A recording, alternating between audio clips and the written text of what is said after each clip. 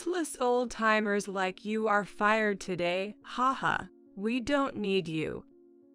That's what the new branch manager said to me. Just a few days after she started at the bank where I'd been working for many years. I got it. Smirking with a just you wait and see attitude as I left. The next day, a sudden account cancellation of $700 million took everyone by surprise. Huh? The bank was about to face a series of unexpected and unbelievable events, all starting from that cancellation. My name is Nancy Johnson, 55 years old. I've been working at this local bank since graduating from a community college. I started in a clerical role and worked at the counter. Now, I've stepped back to let the younger, adorable bank clerks handle the front desk. I only go to the counter when called upon by a customer, otherwise, I stay behind the scenes, ready to support my colleagues whenever they need it. Watching them learn their trade and stand their own feels like nurturing my own children. It's truly enjoyable. By the way, I've been married to my husband, Bob, for 32 years. He's 2 years older than I and works as an engineer at an electrical company. He's a straightforward guy who hates dishonesty. He's a great listener of my nonsense and a wonderful advisor, always gives me sound advice. We were blessed with 2 children, and now they are married and have moved out, so it's just me and Bob living a peaceful life. Recently, a new branch manager was assigned to our bank. Her name is Elizabeth Anderson, a relatively young woman, just 40 years old. She's probably the youngest branch manager we've had in recent years. During her introduction at the morning meeting, she struck me as a strong-willed woman with a very direct manner of speaking. Now that I'm here, I'm going to revitalize this branch and achieve the highest performance nationwide. I need everyone's cooperation, so let's work hard together. She spoke with such clarity and confidence that I immediately knew she was the kind of person I usually find challenging to deal with. After the meeting, the assistant branch manager began showing Elizabeth around the bank and introducing her to the staff. After the morning meeting, we all started cleaning our respective areas of the bank, and I began wiping the windows in the waiting area. That's when Elizabeth and the assistant manager approached me. Nancy, can I have a word? Sure, what's up? I replied with a smile. This is Elizabeth, our new branch manager. Elizabeth, this is Nancy Johnson, our most experienced staff member. She's been with us for about 35 years, so if you have any questions, she's the one to ask. She can solve just about anything. While the assistant manager was introducing me, Elizabeth looked me over as if evaluating my worth. Pleased to meet you. I might not be as impressive as the assistant manager claims, but I do my best every day, I said, feeling a bit nervous in front of the imposing Elizabeth. Nice to meet you too. You seem to suit window cleaning quite well. Excuse me. As I was stunned, she chuckled. I thought you were the janitor for a moment. Well, if I have any questions, I'll be sure to ask you, Nancy. Let's move on. Sure. Sorry, Nancy. Yes, he said, and the two went straight to the conference room. Never before had I been mocked like that upon first meeting someone. how rude. I asked a young colleague cleaning up some scattered magazines nearby. Hey, do I really look like a janitor? Of course not. You certainly have a mood of dependable mother, but definitely have the presence of a veteran banker, Nancy. That new branch manager is off to a bad start on her first day. I wonder if that's a compliment or not. It's hard to tell. I thought to myself, as I regretted asking the younger colleague for her opinion. But maybe it's not entirely wrong to say I'm motherly. I admit, I can be a bit naggy. I do tend to fuss over the younger staff. Even after that, the assistant manager continued to show Elizabeth around, and the break room was buzzing with rumors about her. Listening in, it seemed that nobody had a good impression of her, which wasn't surprising after seeing her attitude. But maybe she's as capable as she looks. Perhaps it takes someone as assertive as her to lead the branch to greater heights, as she said in the morning assembly. I decided not to jump to conclusions and to observe for a while. When I got home, I told Bob about Elizabeth, the new branch manager. He seemed displeased too and said, "Sounds like a nasty piece of work. You can't just run away from your job, so try to avoid her as much as possible." I resolved to stay away from Elizabeth as much as I could. The next day, after the morning assembly, the assistant manager announced he would be away on a business trip for 4 days, and asked us to manage things in his absence. Elizabeth sat down heavily at the manager's desk and began reading the newspaper. Unexpectedly, she called me over. I'm reading the newspaper here. Wondering what she meant, I saw her sigh in exasperation. Oh, don't you get it? Could you make me some coffee? Okay, sure, just a moment. Surprised. Astonished by her arrogance. As I went to prepare her coffee in the break room, I overheard another male colleague venting to a female colleague. He was upset because Elizabeth had criticized his performance from last month. Indeed, he had the worst contract last month. But normally, that's not the case. It was just a coincidence this time. I was told that my performance was not good enough and that I need to work harder to achieve results. It was just bad luck that the deals I was working on last month were delayed and only came through this month. It's simply coincidental that the numbers didn't show up in last month's report. What's with that attitude as soon as her arrived? I found myself in the break room just to make coffee for her, and I really felt like complaining. I consider myself a grown adult, so I didn't say anything, but I really wanted to shout, "What the hell with this branch manager?" From then on, every morning, as soon as she started reading the newspaper, she would order me to bring her coffee. Then, the day before the assistant manager was due back from his trip, Elizabeth came over to me again while I was working. Nancy, can I have a word? Yes, what is it? What exactly is your job here? She asked me abruptly. I was puzzled, but answered.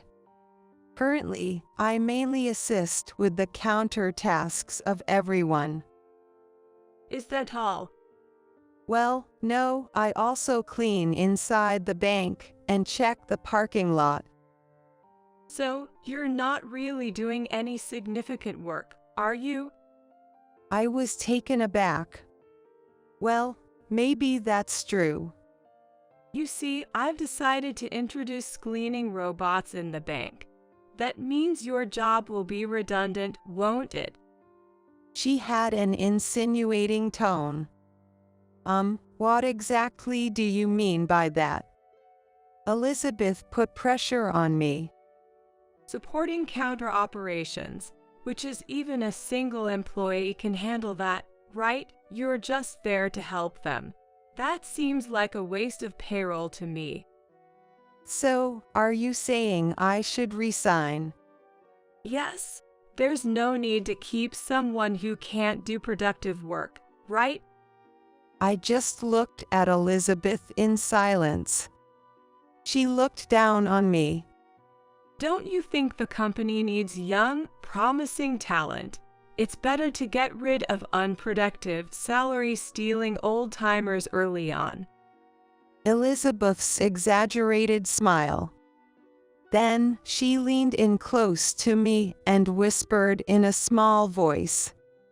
Useless old-timers like you are fired today. We don't need you. Ha ha. After hearing this, I realized I had no reason to continue working here. I got it. If you're firing me, I'll accept it. We both agreed that Elizabeth would dismiss me. I have a lot of unused vacation days. How long should I keep coming in? Oh, is that so? Well, you don't need to come in tomorrow. I got it. It's been a short time since we met, but thank you for everything. I replied, then quickly started packing up for my departure. Elizabeth seemed pleased with my resignation and briskly returned to her desk. While I felt a pang of regret for being outmaneuvered into resigning, there was also a sense of liberation. And if she thinks I'm incompetent, she's probably mistaken. Imagining what might happen next, I couldn't help but smirk. Nancy, Smith is here to see you. A colleague at the reception called out me. Having worked in customer service for over 30 years, I've naturally built close relationships with many clients. Smith, in particular, had been trusting me and using our bank for over 20 years. Thank you, I'll be right there. This would be my last day to serve such clients. I wished I had more time to properly say goodbye. It was a great regret.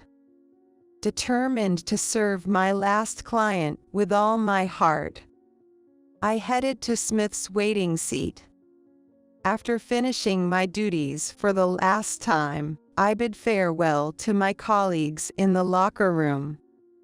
They were shocked by my sudden resignation and openly expressed their anger towards the manager. How much we rely on Nancy, that woman has no idea. Who are we going to turn to in difficult times now? Exactly. It's not just us. Many longtime customers depend on Nancy too. They said, their faces almost tearful. I'm concerned about the customers too. It's unfortunate that I have to leave without saying goodbye, but if anyone asks for me, please explain it to them. Of course, we've got it. Thank you. I'm sorry for the suddenness. If you ever need help, feel free to call me, I said, bidding farewell to the bank where I had worked for so many years. The next day, during lunchtime, I received a message on social media from one of the young bank clerks. While sipping tea at home, Smith came in this morning and canceled all his deposits. He said if Nancy isn't here, there's no reason to keep his money with us. Smith, the only customer I had the chance to say goodbye to. When I told him about my resignation yesterday, he seemed deeply disappointed which probably led to his decision. I felt terribly sorry, but it was out of my hands now. In my heart, I thanked Smith for trusting me so much and for his gesture. By the way, Smith is the president of a very famous local trading company and was one of my biggest clients.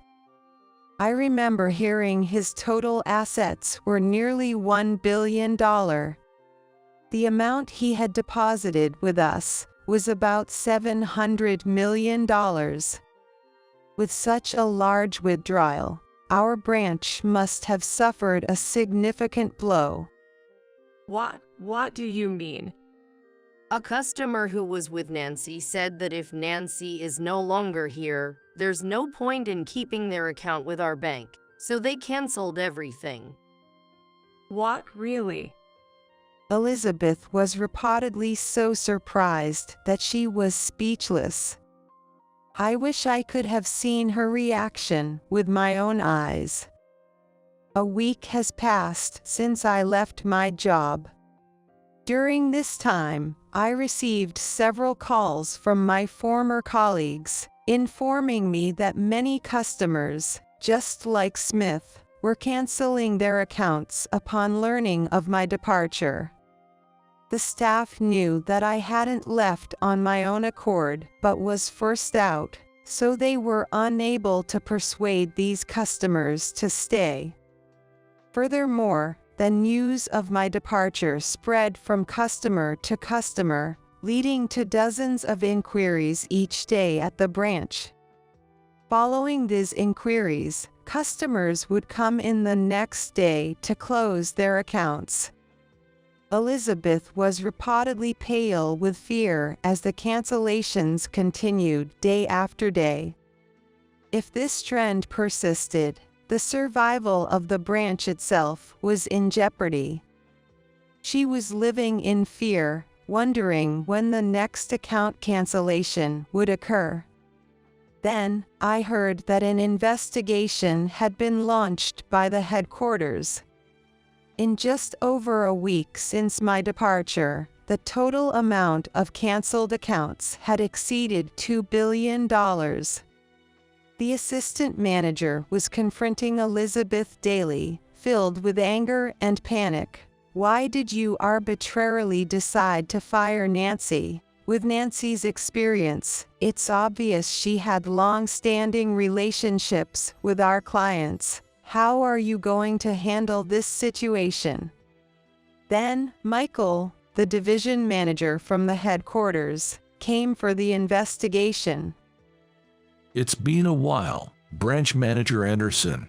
You seem to be having a tough time since your assignment. What happened? Michael, the division manager. Welcome. Elizabeth, completely taken aback, greeted him in a flustered voice. The employees were apparently struggling to hold back their laughter. I heard you recently let go of Nancy, who had been working here for many years. Were you unaware of her reputation? Nancy was highly regarded even at the headquarters. Elizabeth was visibly shocked to learn about my reputation and seemed amazed that someone as What, really? But she seemed so unassuming.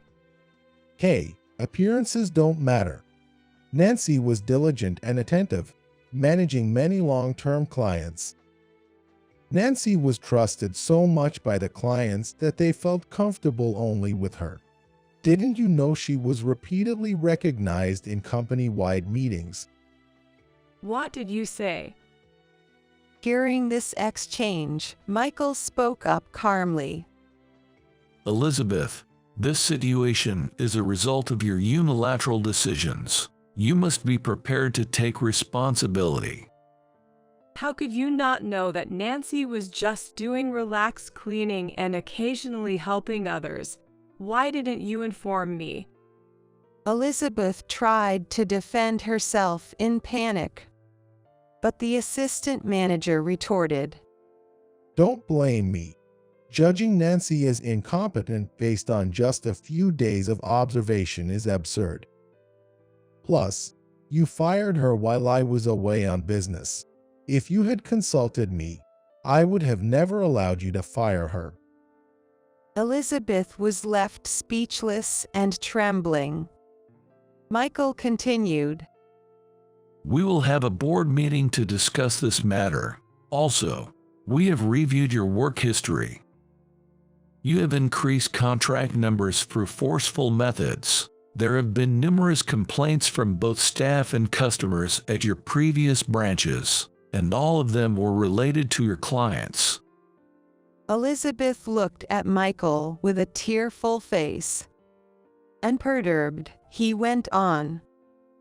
Our bank's motto is sincerity to customers. Your approach would never earn their trust. And your failure to recognize a hard-working employee like Nancy shows you lack the ability to lead. Regardless of the outcome, Elizabeth, I don't see a bright future for you in this bank. After saying this, Michael left for the headquarters.